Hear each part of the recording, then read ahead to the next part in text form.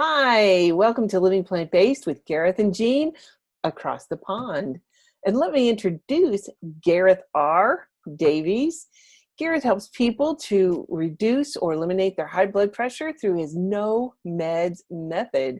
And you can find out more on his Facebook page, Gareth R Davies. Thank you, Jeanne. And let me introduce you, Jeanne, founder of the Weight Loss Advantage. And this program helps people lose weight without dieting and changes their health destiny. So you've also got coming soon, I believe, the pregnancy advantage for Yes. women to get their bodies pregnant ready. So you can check out Jeanne's website which is simplyplantbased.net, and there's lots of giveaways, resources on that site. So go for it. Yeah. All right. So, how do we deal with family events? Because my family, I call them the carnivores. So, Yeah, I know. I mean, at my We've been there house, before. Yeah. I mean, I'm the only one who's gone plant-based to my family. They think I'm an idiot and crazy and whatever. I mean, they see my changes and see my Uh, weight, but yeah, nope, doesn't matter because food in our family, wow, talk about food addiction. So, you know, when I go to these family events, one of the things, in the beginning, I used to spend an inordinate amount of time in the kitchen, and I would make all these incredible dishes, and I would bring it and I'd lay it out on the table, and they'd look at it and go, what's that? And I would get the Grand Inquisition, and so what's it made out of? Nobody else gets these questions. Like if mhm. somebody else brings a new dip or a recipe or whatever, nobody gets the Grand Inquisition, but me. I get the grand. So I stopped doing that, and we all bring dishes, when we get together. So I've brought a salad. Everybody Mhm. likes salad. I Yeah. usually bring some hors d'oeuvres that I can have. Usually something that's a little bit higher caloric density, so I feel like I'm getting, I'm cheating, but it's still plant based, but it's a higher caloric density kind of food, Mhm. and and then I'll bring a dessert that everybody loves my chocolate peanut butter pie, but and I can have that. So, and everybody's come to recognize that, hey, that tastes pretty good. I'll have that again. So they like that. So there's, we've come to this, kind of this stand of they accept it now. They don't make fun of it. They just, it's still her crazy, whatever. But, so what I do is I make dishes just for my husband and I that we can have something. And I don't want to get into the way of the kitchen because whoever house we're at, there's always, they're making the big meat centerpiece and they're Yeah. cooking this and that on the stove. And I don't want to get in the way of that. So what I do is this is called the mini hot logic. And this is the big one. And this is in a 9x13. I know that's American numbers. It doesn't mean crap to you over there, but Uh-huh. so this is a pretty good size, they have one that's about half the size of this. But what is so cool about this is that it opens up, and inside this bottom part here is a heating pad, you know. And so what's cool, and this is my kind of technology. I like this. You plug it in, it's on. You unplug it, it's off. And so what's also really cool is we use this for traveling. So while we're driving to the event, and I can put 2 glass Pyrex dishes in this, with 2 separate dishes for my husband and myself. And this plugs into the car. Oh, wrong one. So this plugs into the cigarette lighter thing, whatever power source in the car. And, it's an outlet. So you can get that on Mini Hot Logic. So we'll Mhm. plug that in. And so while we're driving, it's heating the food. So when we get there, we just take it out from the car and we bring it inside. And I just find some place that it's not in the mainstream, and I'll just plug it in. And when we Mhm. go to sit down to eat, I just unzip it. Boom. I have 2 dishes that are hot and ready to go.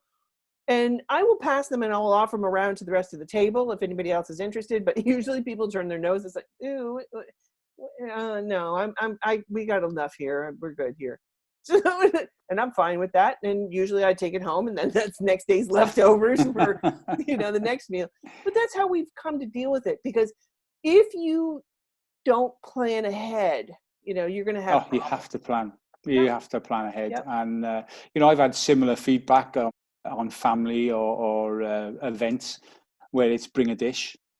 And I think it's great because I get to pick the table of the bits that are, the salad, like you say, that other people have done, or the other bits of dishes. And then I can have the meal that I took along as well, the dish that I took along. So I always get plenty to eat. And usually I'm going home with it half eaten as well. I'm, like you said, for the next day, exactly the same experience. It's so important, relationships and what people think about food. And, I've been learning a lot recently about emotions and food and how that affects our, our attachment to food. And I had a situation quite recently where someone was working with me and decided after getting a pretty good start and a good result. Well, he didn't decide. Actually, his wife decided that he couldn't do it, which is crazy, really, I think. But I can. Was she trying to end his life so you could collect Well, insurance? I do understand it. She won't understand that, of course. She won't understand that it's not just about losing a little bit of weight, which this chap wanted to do and was in the process of doing. It's much more about long-term future and health. Right. For and I have something with on about it, my wife and myself, is that I'll look after me for you if she looks after her for me. Okay. Nice. And so we have that agreement, and she's learned so much in the last few years since we met 6 years ago, from being a fisherman's daughter, and now she's actually saying, "Oh, can we do this? Can we look at this program on this teaching program on Netflix? Can we look at this website which is a plant-based?" And always wants to try new food. So I think it's so important to realize that most people still have no idea how powerful the food we eat is and the great life that they could have, the big changes in their life if they could make these changes. It's true. It's true. Yeah. But I think just being prepared and planning ahead, makes it so much more important, because then you can, instead of focusing on the food, you can focus on family and being together, which is what it's about, because my family, we're all starting to get older. I'm the youngest of 5 kids. Oh, yours too. Wow. Yeah. I was just getting older too. Stop it. Well, I'm going to talk about that later, actually, about how we can change that maybe. Well, yeah, but it's so important to cherish the moments when you can get together. Yeah. Truly. So, snacks. I'm a snacking kind of girl. What's your favorite snack? I like the wraps. I've got some. I like wholemeal wraps. I'm putting avocados, and last week I learned to make some hummus. Pretty basic stuff. Right. I didn't sort of learn to make. I've made it many times in the past, but I thought, okay, let's just get back in it and start making a few more dishes. And because my wife needs more variety, so I said, okay, fine, and I'm really enjoying it too. So I put these wraps with hummus and avocado and salad, tomatoes, just beautiful stuff. That's really quick, which is what I like. Yeah. Well, this snack was born out of sheer desperation because there's nothing in my house. My house is my wellness center, and so I needed something. I wanted a cookie, but there was no way I'm going, I first of all, if I went to the store, there was no way I'm going to find a cookie that I can have. It doesn't exist, not in the grocery store or even in the health food store, because they're all going to have oil and salt, and I just can't have either one of those. And it wouldn't be a cookie either if you went to the store. No. For sure. I'd be like polishing that bag off. So I know better, and I know myself better than that. It just doesn't come into my house. So I'm looking around the house going, okay, what else? What do I got here? What could I make? So I took a banana and I started mashing it up. And then I added some like maple extract, some coconut extract, and just a little bit, just enough to make the banana, after I mashed it up, a little bit more liquidy.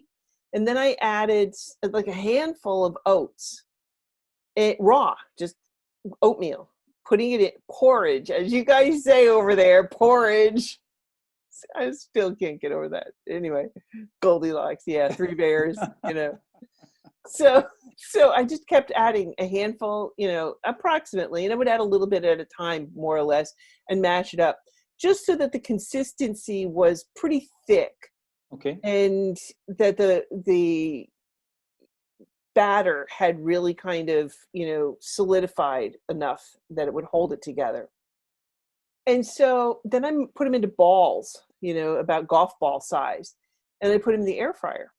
Now, they came out fabulous because they cooked it crispy on the outside and it was soft and moist on the inside. But I have since learned, because sometimes they came out a little bit dry on the inside, not as nice and moist. Not sure why. Sometimes it does and sometimes it doesn't. Yeah. But I started taking a big, fat, juicy blackberry and then wrapping the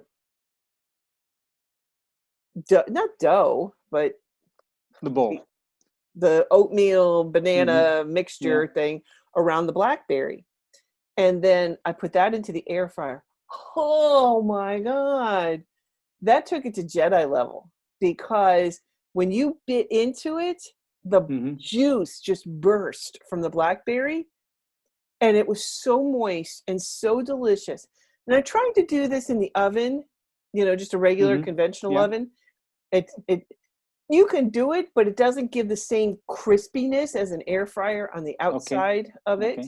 Yeah. So that was really, really delicious. And if you have kids, instead of using the blackberries, because they're not going to appreciate a beautiful blackberry, what they will appreciate is chocolate. So if you take a tablespoon, that's all you need, is a tablespoon of those little mini chocolate chips, and put them in there into the batter and form them into a ball. Oh my God, when they come out of the air fryer, it's hot and chocolatey deliciousness that is supreme. So, and do you find it easy enough to get the vegan chocolate there? We do. We've got, they're little tiny mini chocolate chips that you can find in most health food stores. So, or you can order them on Amazon. I've always often done that too. But I, don't have a problem with it. But except for the calories, Yeah, sure. The chocolate always doesn't come into my house very often, but every once in a while, like if I'm doing a cooking demo, when I'm teaching up at Plant City in Providence, then sometimes I'll make something that's a little bit higher caloric density. And I had some chocolate chips left over, so I made some for my husband and I. Just make about 9 of those banana oat balls. And between my husband and myself, that's not a problem to polish those puppies right off. So no, I'm sure. That was a recipe out of sheer desperation, but oh my God, so good. So good. All right. Labels.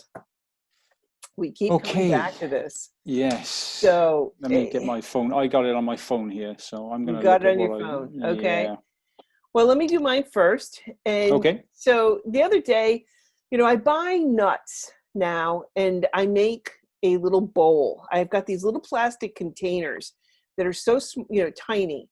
And what I do is I line up, like at one time I'll buy a bag of walnuts and a bag of cashews and a bag of, all different kinds of nuts. And then I have chia seeds and hemp seeds and flax seeds, all these different kinds of wonderful omega-3, omega-6, so that you're getting those essential fatty acids. So, but nuts are little caloric density bombs. Sure. So what I do is I buy them, and then I'll put into each container, and I just buy enough nuts.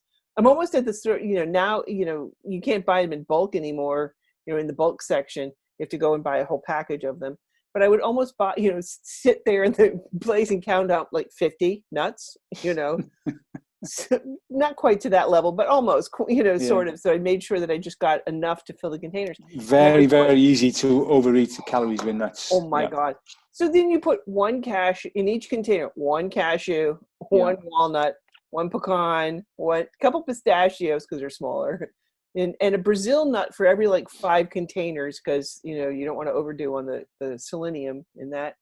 But so that's how I eat my nuts, is I use them as a condiment on my salad to help absorb the nutrients. So I make sure that I don't have any more nuts in the house, because I've done this with my husband. Like, we'll be on a road trip and we'll get a bag of mixed nuts, like a can or a thing. And we'll be just driving down the road, just popping those babies into our mouth.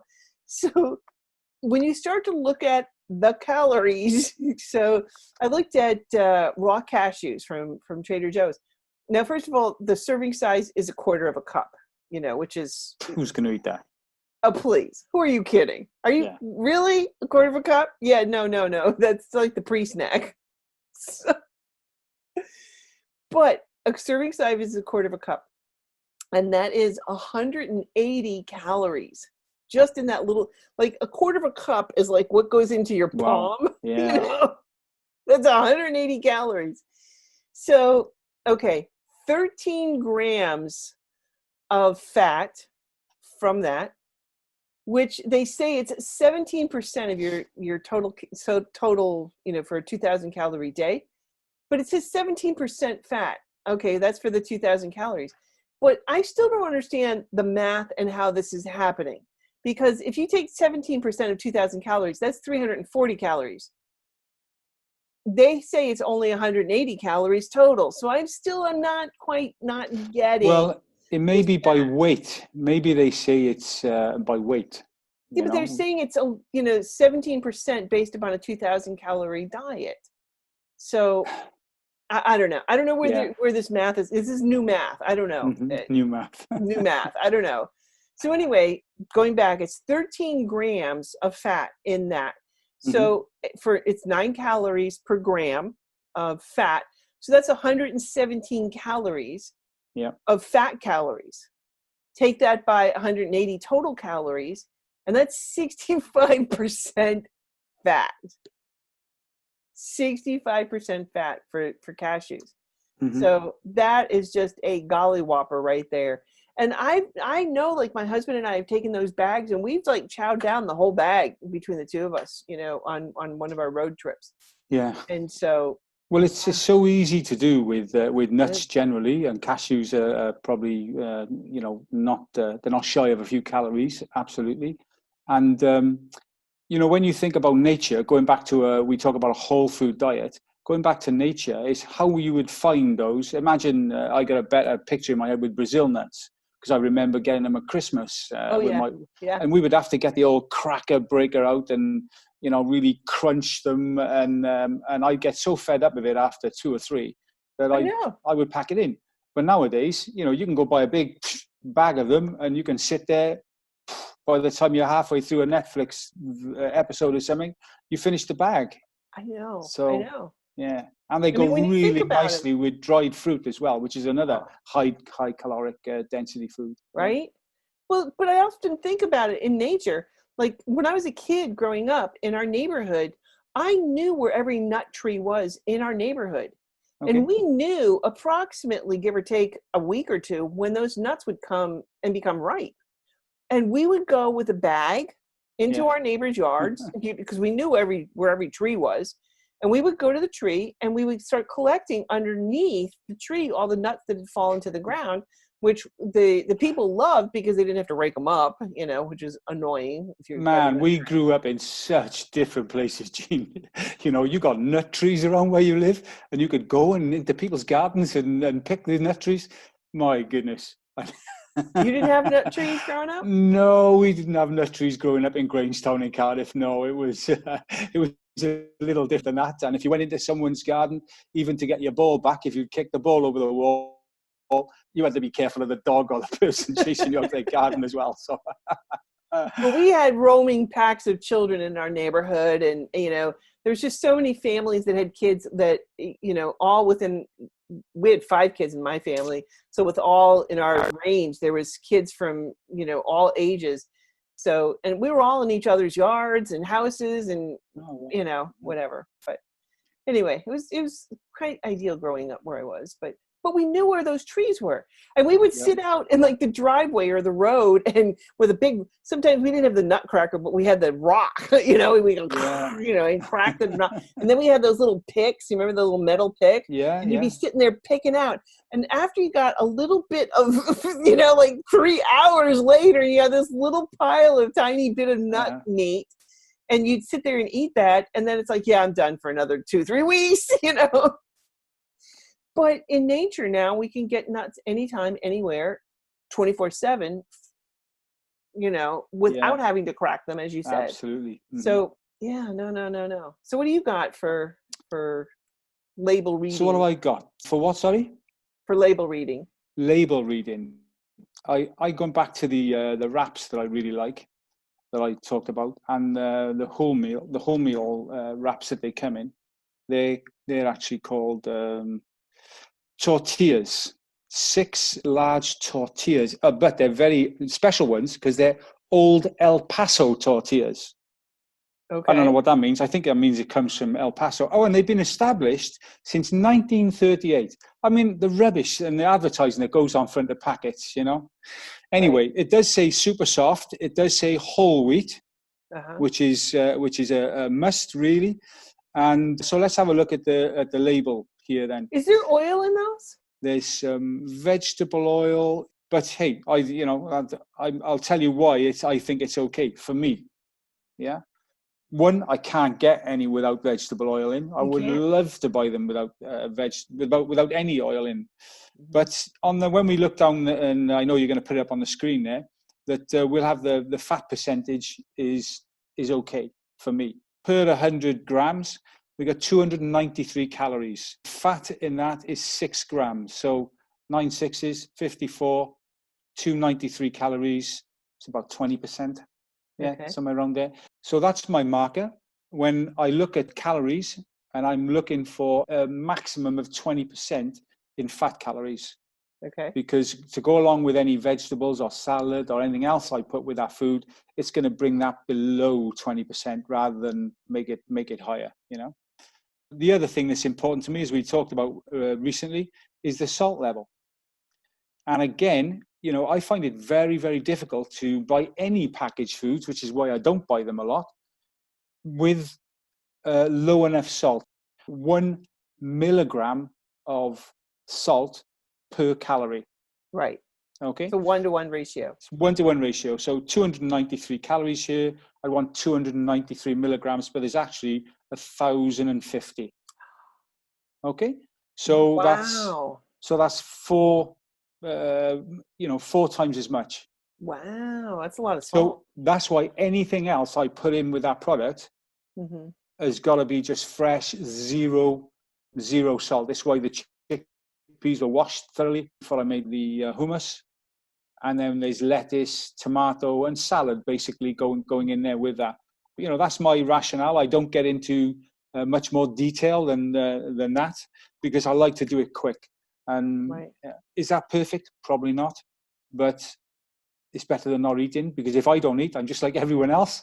If I don't eat when I'm hungry, I'll go grab something which is way worse than that. Yeah.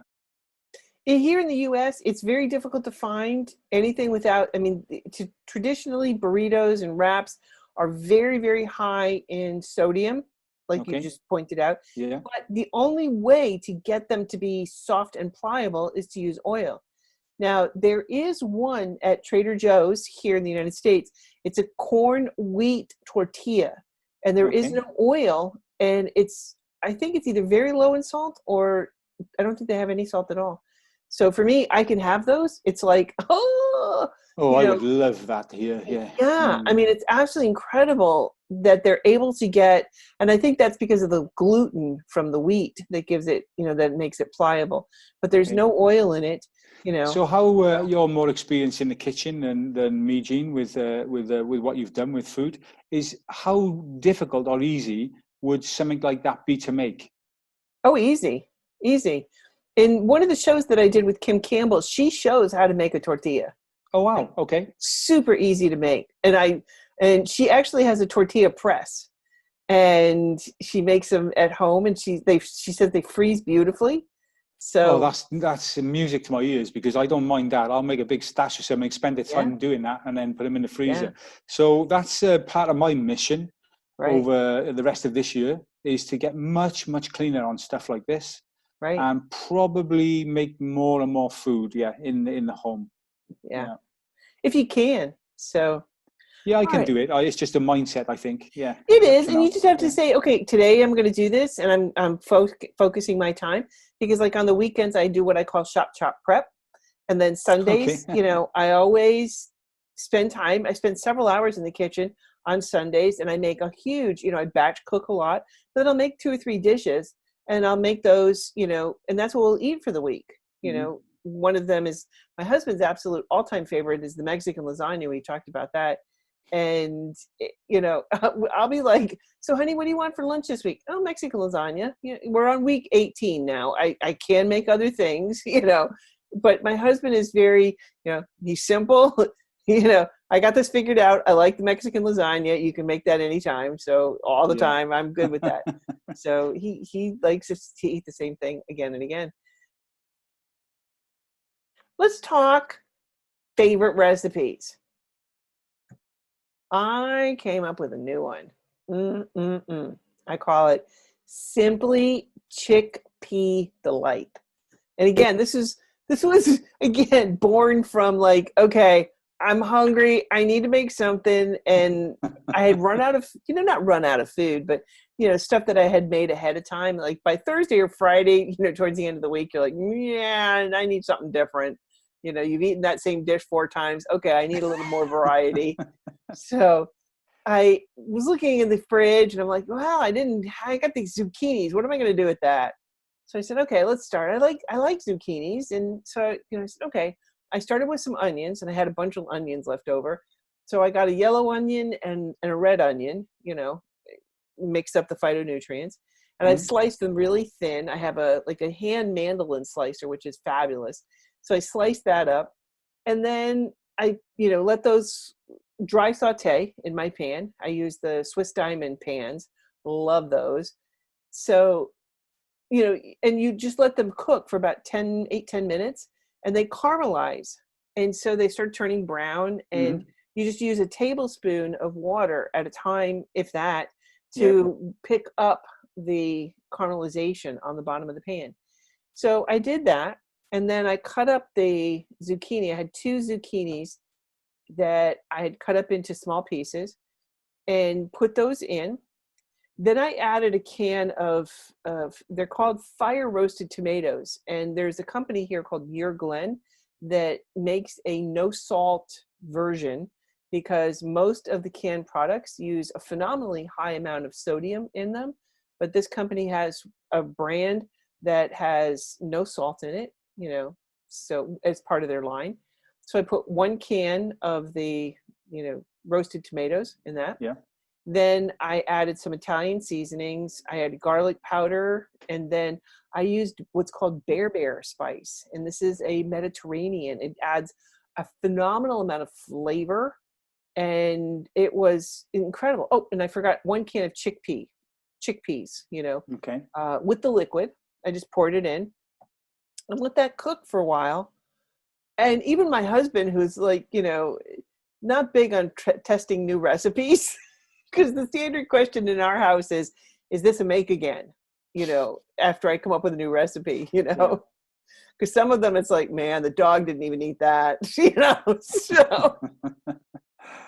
We don't talk about those, Jeanne, do we? Not very often, no. But this one, my husband's like, hey, is there any more of this? And I'm like, yeah, there's a big pan of it, so help yourself. So like between the 2 of us, we almost ate all of that pan in one sitting. I mean, that made a huge amount, but we kept going. Now you can take that up. I mean, that's pretty low caloric density food. I mean, overall. And, you could put that over and serve it over a grain, some rice, or, a quinoa, or, something like a kamut grain. phenomenal. Or barley grain, something like that. Mm-hmm. There's all different kinds. You know, if you wanted to take it up to a higher level, you could either put it over like chopped up tomato or potatoes, you know, and serve it over potatoes. That would make it, you know, really good too. But that was my newest recipe. So simply Cool. chickpea delight, I call it. Chickpea delights, great name too. Yeah. How about you? Well, I didn't make this up, but I've been eating a lot of rice and vegetables, my normal staple diet over the last week or so. I did see something, as I said, I've been trying to do new things, and I just got onto this sweet potato slice like toast, Uh-huh. and I realized I made a mistake. I made them cut them a bit too thin, so I chopped this big sweet potato up long ways. Uh-huh. So they're like slices of medium-sized or thick bread. Yeah. First of all, I didn't know if I had to do this, but I put them in the steamer to soften them up. Mm-hmm. And then I took them from the steamer and then grilled them for a while and made up some 2 different types of hummus. I made some pretty garlicky. I put a couple of bit too much garlic in. Of course, I learned from that. You know, we've really got to look after our food here. If we don't eat it quickly, the vegetables and fruits, then they go off quite quickly here because, well, who knows? I'm sure there's good reasons behind that. But yeah, because you live in subarctic temperatures. yeah, What do you want? Yeah. So we had this. We had a couple of peppers, long peppers, a couple of months ago, and I thought we're not going to eat them when we plan to eat them for a certain meal. So they're just going to go off. So I chopped them up and prepared them, and I put them in the freezer. So I had some red pepper hummus, which was so nice, but I did put a little bit too much garlic in there. Can I give you a tip on the garlic? Yeah, sure, please. Roast it ahead of time.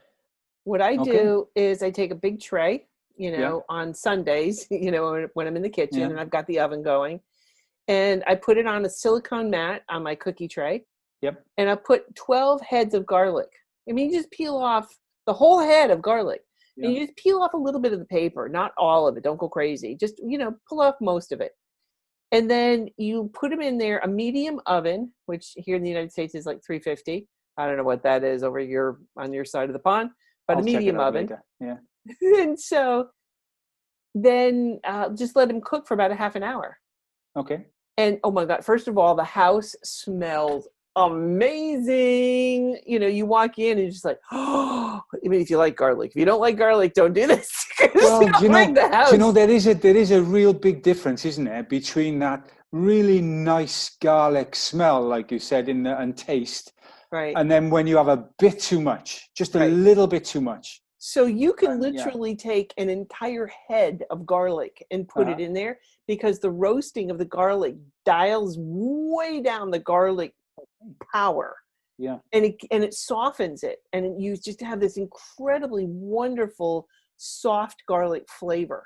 And I just put them into a Ziploc bag into the fridge, the refrigerator, and you could just pull them out as you need them.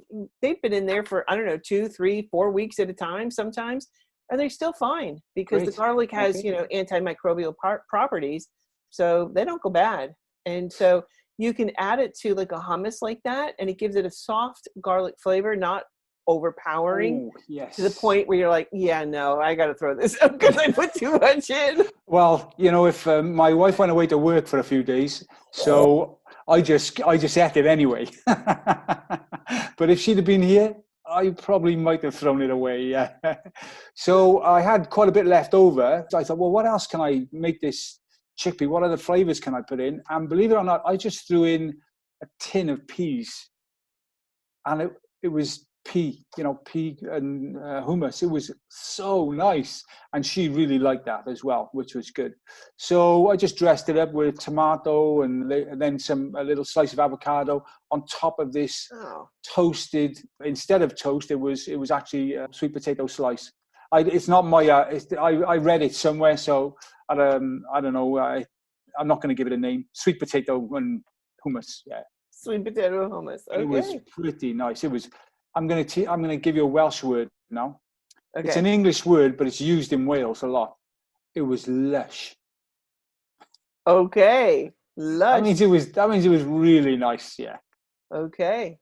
All right. Good to know. Yes, Learning something absolutely. new every day. Yeah, there you go.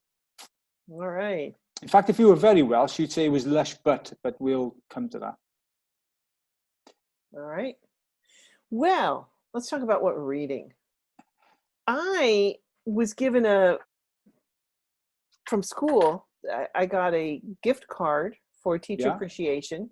nice. So I went online and went shopping, and I bought more. I bought another cookbook. My husband, I swear to God, he's considering intervention because he's like, if you bring home another cookbook or spices, because they're starting to overtake the house. I mean, like literally, he's going to consider interventions. But anyway, I went and found this, and I'm like, I hadn't seen, I thought I had them all, apparently not.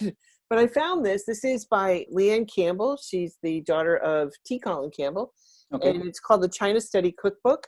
And I absolutely, I ordered it, but I am so amazed. I mean, the pictures, first of all, she's got a pic, what it looks like. So you can just kind of, thumb your way through and go, hey, this looks pretty good. Let me have this is spicy pumpkin soup. And I'm like, Very nice. You're looking through this going, I need to make this. And yeah, that looks good. And yeah, samosas. Wow. Okay. Like she's got them like perfection. And the pictures are just exquisite. And you're looking through this and, and I had to wipe the drool off my face, so that was my find. But I've been meaning to tell you about this because one of the big things that I'm kind of concerned about is cellular, radiation. And because, all of us have these, with us pretty much all the time.